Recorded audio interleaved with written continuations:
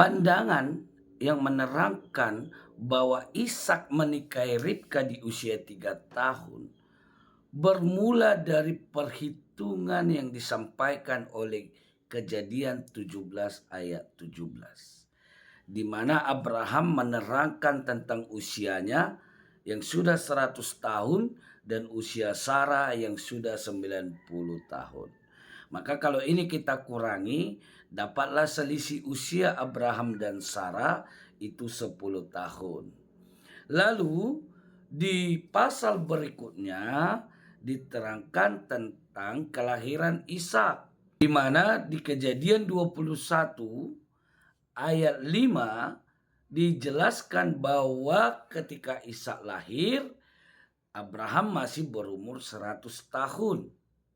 Di sini tidak ada perubahan usia Abraham dari Kejadian 17 ayat 17 sampai Kejadian 21 ayat 5. Kemudian perhitungan ini dilanjutkan lagi di Kejadian 22, 23, dan 24. Di sini matematikanya berlaku. Di mana di Kejadian 23 menerangkan soal usia Sarah meninggal dunia yaitu 127 tahun. Maka kalau usia Sarah meninggal di umur 127 tahun, maka ketika Ishak lahir sampai kepada Sarah meninggal, usia Ishak pada saat itu 37 tahun. Dan usia Abraham pada saat itu 137 tahun. Kemudian masuk lagi di keterangan yang disampaikan di dalam Kejadian 25 ayat 20. Di mana dijelaskan di situ ketika Ishak menikahi Ribka dia berusia 40 tahun. Namun yang menjadi masalah adalah pemahaman tentang kelahiran Ribka. Don Ditan menjelaskan bahwa ketika usia Ishak berada di 37 tahun, disitulah Ribka lahir. Kenapa? Acuannya terdapat pada Kejadian 22 ayat 20 sampai 24. Di sini letak kelemahan dari Don Ditan memahami sebuah Alkitab. Don Ditan merasa bahwa ketika satu perikop itu memiliki peristiwa yang sama. Tetapi tidak. Para ahli-ahli teolog memahami setiap perikop itu memiliki jarak waktu yang berbeda. Oke, untuk menjawab kritik ini, mari kita lihat dari penggunaan kata.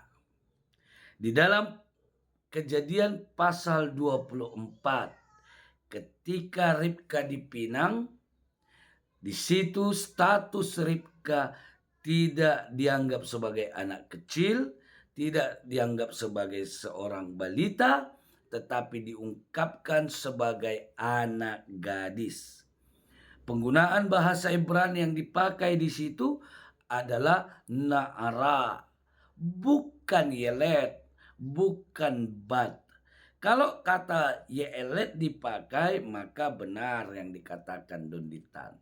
Sebab kata yelet ini disematkan kepada anak-anak di bawah 5 tahun.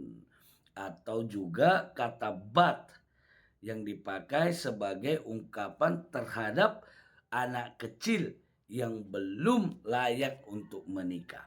Tapi di dalam studi kata yang dipakai adalah na'ara, yang artinya seorang perempuan yang sudah memiliki batas usia untuk layak menikah.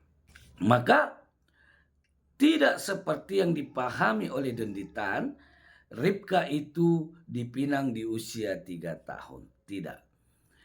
Sebab Kejadian 22 ayat 20 sampai 24 bukan menceritakan soal kelahiran Ribka, tetapi hanya menerangkan silsilah dari Ribka. Sebab di ayat 23 diterangkan di situ bahwa Betuel baru melahirkan Ribka. Jadi di sini letak pola berpikir terbalik dari Donditan. Itu sebabnya saya katakan bahwa Alkitab itu tidak bisa dipahami hanya sebatas membaca tafsiran. Tidak bisa dibaca hanya sebatas pemahaman dasar. Ada teknik-teknik yang perlu dipahami oleh Donditan untuk melihat makna di dalam Alkitab. Jadi kalaupun ada orang yang berpengaruh dengan paham disampaikan oleh Donditan dan akhirnya pindah agama, itu bukan karena kesalahan Alkitab, tapi karena imannya yang tidak kokoh.